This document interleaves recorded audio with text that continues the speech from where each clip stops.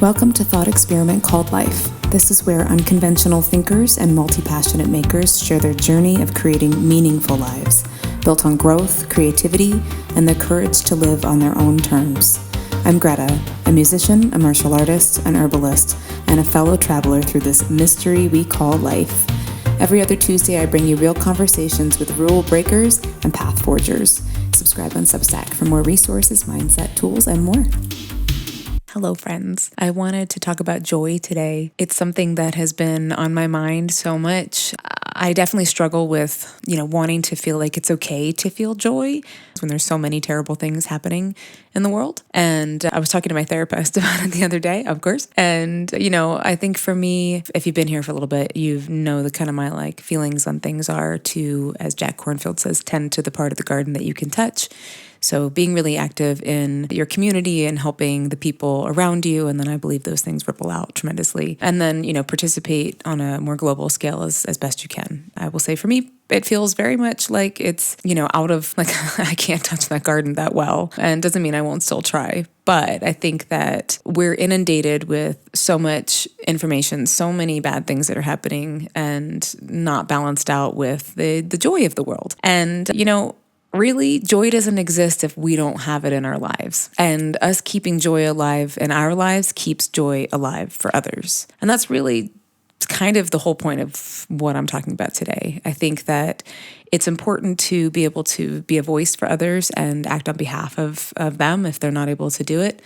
And I know, again, for me, I think that this is at least somewhat universal for people, where it's, I know I have a hard time feeling like I can feel joyful when I know that others are not experiencing it. And so I've thought a lot about this, and that's really kind of where I came to, is that, yes, it's hard to do it, but it's essential to do it. It's essential to feel our joy, to soak up our joy, to promote our joy, to share our joy, to encourage others to also do the same things. We keep it alive when we do that. And joy isn't necessarily like happiness, right? There's I think Viktor Frankl had some quotes on it. But essentially, happiness is more dependent on something happening. But joy is a different thing. Joy is like an energy that makes life feel like it makes sense, at least for me. It has a purpose. Joy feels like my life has a purpose in a very beautiful, transcendent way. That's how it feels to me when I feel joy. And it's not dependent on something happening, good or bad. Of course, those things are very helpful. You want to really soak up that joy that comes with the happiness. But I think, the many years that I spent just really soul searching and in a situation that I didn't really see my way out of, I felt very much like I was just stuck in kind of like a prison of sorts, not to be super dramatic about it, but, it felt like I didn't really have a path forward. And I've talked about this before, but, I did really listen to Viktor Frankl's work in terms of being able to find my peace, find my joy, regardless of what was happening, really soak into the meaning of the moments. And for me, so much of that came by being in nature. I had already grown up, really being encouraged to have a relationship with nature by my family and by a lot of the activities I was interested in. It really developed that relationship. But it really wasn't until I really didn't feel like I had any kind of path forward that I really spent a lot of time in nature. And I would just kind of walk the same land over and over again. And it taught me a lot about my intuition, and it taught me a lot about joy.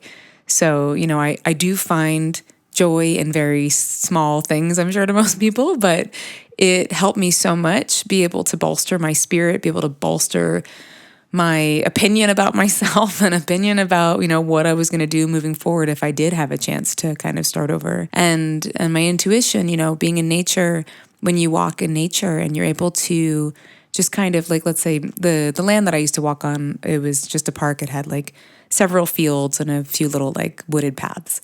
So you could kind of connect to everything no matter what, you sort of, everything just kind of meandered together. And it wasn't very big, but I would just kind of go all right, where do I need to walk today? And show me that I walked on the right path. And it was one of the most transformative ways for me to listen, because I was quiet. Please don't have headphones on when you're in the woods by yourself. Please, please, please. And I definitely didn't do that. So it was quiet, just listening to things and noticing. I find a lot of joy in noticing things, just noticing, the bugs, noticing the water on a leaf and noticing the little mushrooms that are growing. And because of doing that, it really helped as I was walking and going like, okay, which path should I take? And I just kind of got a feeling, like go this way, and I would go that way, and then I would find something that I would be really excited about, which is usually a feather or several feathers, and I would get very, very excited. And it was like, yes, this way, little breadcrumbs, like, yes, this way. And it taught me how to go back into that space when I wasn't in the woods, but just in regular life, and go like, okay, which path should I take? Which direction is the next step? And just kind of letting the feeling come over. So these are just some things that, definitely helped transform my life 100% just by practicing walking in the woods. And you can practice this wherever you can get quiet, and just kind of like, there's such power to walking meditation. So even if you're just going on a walk and you don't have to have too much, I don't know, if you're in a more urban area or something where you're not going to see people and be like, hi, and stop you all the time, but something where you can just really get into that walking meditation space.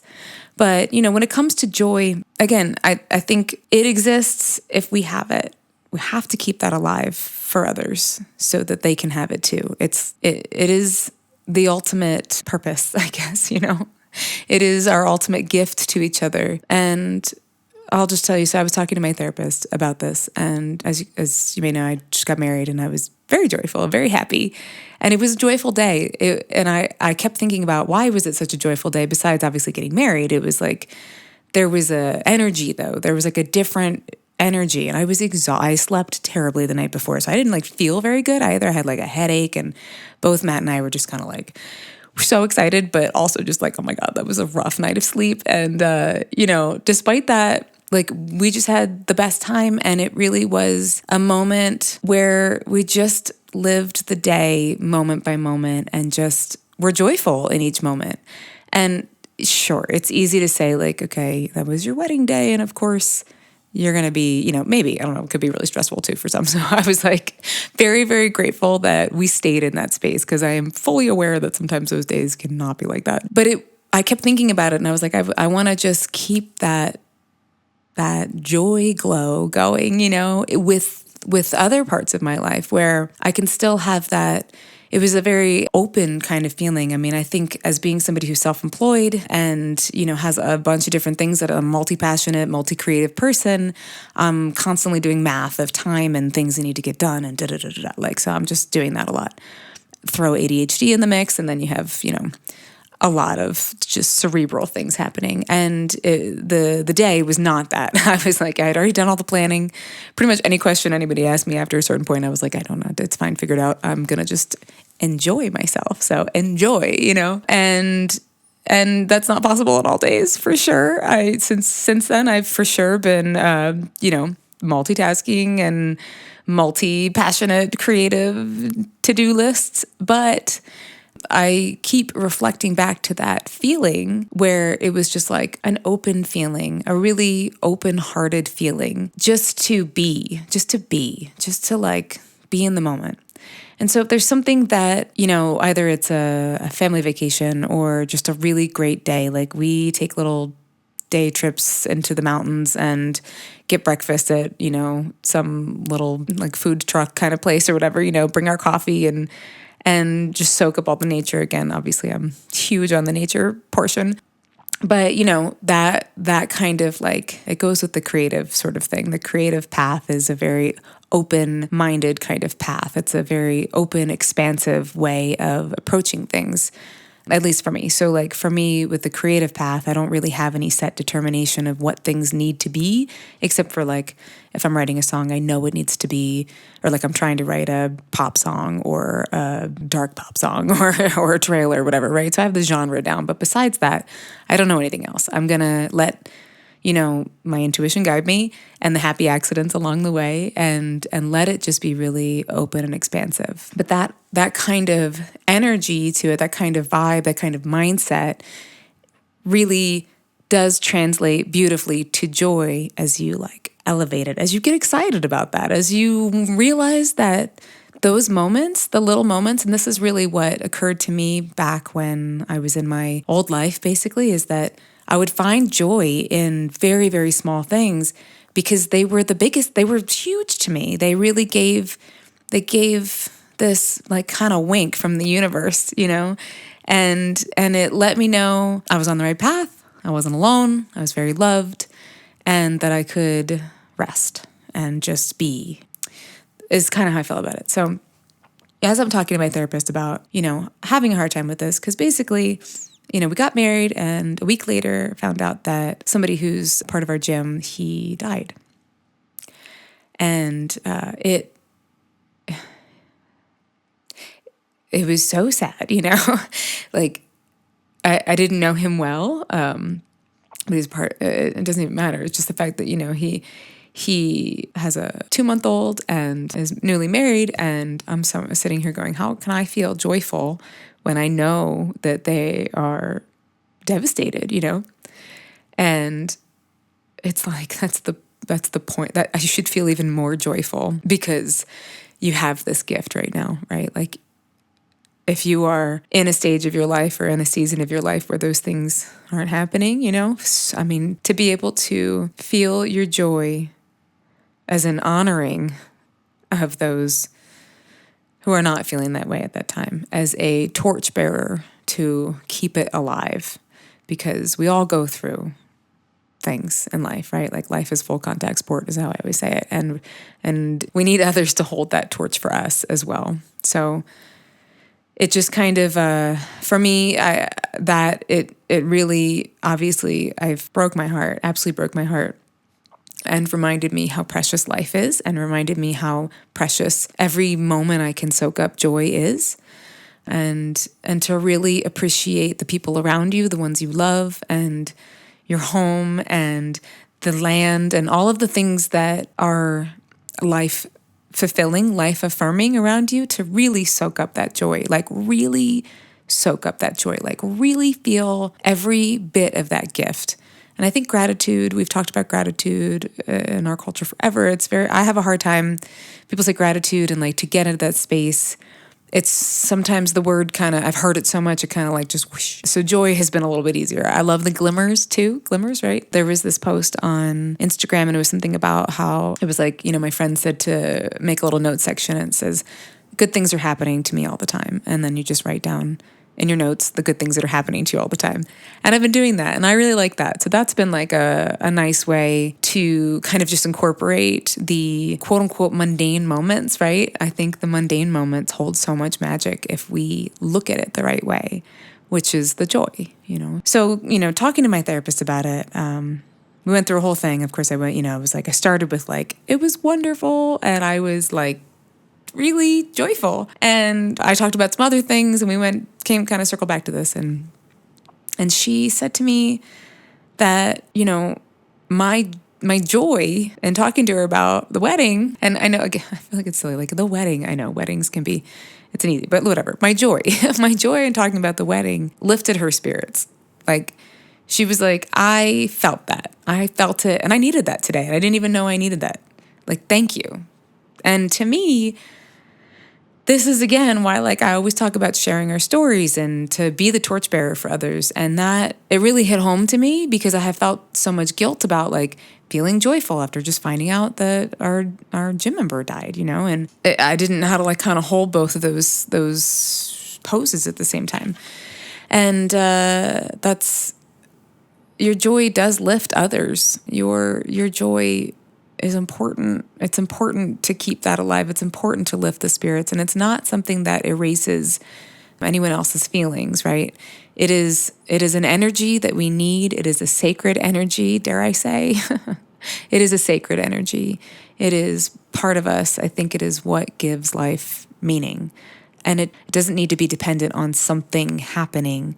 It really is dependent on us soaking in our experience of life, appreciating the billions of miracles that are happening around us at all times, and expressing love and expressing that joy to yourself, to your loved ones. Find the ways that resonates with you the most. But I just felt like I wanted to share this today because I think I imagine if I'm feeling a certain way that there's at least, let's just say, 10 other people who might be feeling that way, right? It's probably lowballing it, but, I imagine if I'm feeling like I would feel so much guilt about feeling joyful or feeling joyful when I'm just seeing the horrors of the world, And I do try to repost good news things, not to be like, don't pay attention to the horrors, only look at the good things. I think that, for sure we can try to bypass bad things with our toxic positivity or whatever. But you know what? It's really important that we have positivity. It's really important that we are light bearers. It's really important that we continue to speak for joy and hold the container for joy for ourselves and for others. It is vital at this point, in my very humble opinion.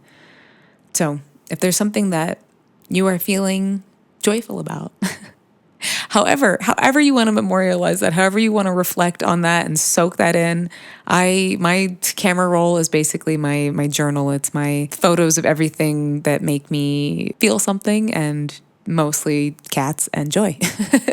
So, there's plenty of meditations. I always recommend doing guided meditations. My sister has an incredible channel on YouTube and on TikTok where she does like 2 to 5 minute guided meditations. It might be like 1 to 5 minute guided meditations. And they're real short. And I think that those are really, like, something like that is really, really important, or is really, really helpful, I should say. It's a really great tool where you can just kind of dip in for a minute and connect with the things that lift your spirit, that keep you connected to something greater, around you. And of course, tending to our community, tending to the people who don't have a voice is always going to be paramount. But you also will be leading the way with your joy. So I hope this resonates. I hope this translates well. It's definitely something, as you, I'm sure, can tell. This is a process for sure. I'm going to continue to come back to this. There's some books that I just became aware of that are talking about joy, and I want to keep talking about it. I want to hear about the things that bring you joy. I want to hear about how you feel about this, I guess, how you relate to this, what comes up for you as well. I think all of our stories are so helpful and important. It's so important to pass those things along for others and to be a voice. So I think there are 2 quotes that I wanted to. Oh, yes. Martha Beck. All right, I'll just end with this. I love Martha Beck. I love her spirit. I love her outlook. I was listening to one of her podcasts on joy, and I love that she talks about it a lot. There was one called Microdosing Joy, which I thought was pretty cool. And I think it was from this one. She said, happiness is attached to things being a certain way. Joy is the bliss of being, and it transcends the highs and the lows. And I couldn't agree with that more. And then there was another quote. I think I wrote this down kind of weird, but it's having the stubbornness to accept your gladness in the ruthless furnace of this world. So I like having the stubbornness. I like that idea of being stubbornly joyful. Be stubbornly joyful. Like, do not let your grasp go on that. Hold on to that joy. You are keeping it alive. And I think that one way to do that as well is, like, I'm really big on having altar spaces, otherwise known as shelves with lots of things on them that bring me a lot of joy and remind me of the love and connection and my intention and all of that. So one altar space has a collection of things that I have. Actually, I have 2 altar spaces, and one's in the studio and then one's like out in our living room area. And really, it's an honoring to all the things that have touched my heart, either things that people have given me or things I found, things that I have like from childhood. Sometimes it just helps me remember to like have my lunchbox on my studio bookshelf, Cabbage Patch Kids lunchbox. And that, reminds me of little me, and to keep, being stubbornly joyful for her. And then I have, flowers and gifts that have been given and feathers I've found and things I've collected along my life. And, there's a way to create a space where when you walk by it and you just remember all the love, you remember all the joy, you remember everything that has touched your heart and where you've been and where you're going. And something like that also might be something that you might want to do if you don't already do it. Again, it's a altar space or a shelf. So however that resonates with you, somewhere where you can, lovingly put your heart. And I recommend little tea lights if you can. Always having a little candle around is great. So I hope that this has touched your heart in some kind of way. I hope that this has reminded you that whatever it is that you're wanting to feel joy about, maybe just being a little reluctant because you don't want to be rude or mean to anybody who's not feeling that way. I understand that. But know that you are actually helping people. You're actually helping everybody by keeping it alive because it's alive in you. So thank you so much for being here. I hope that you are finding something that is touching your heart. I'm on Substack as well. It's basically my mailing list. And also I will do some extras there. So I'll be making fire cider and elderberry syrup and thyme-infused honey and some other things. So if you want to see those and keep in touch there, that's usually the best way to keep in touch. And please like and subscribe and share with whoever you think might benefit from this. Thank you for being here.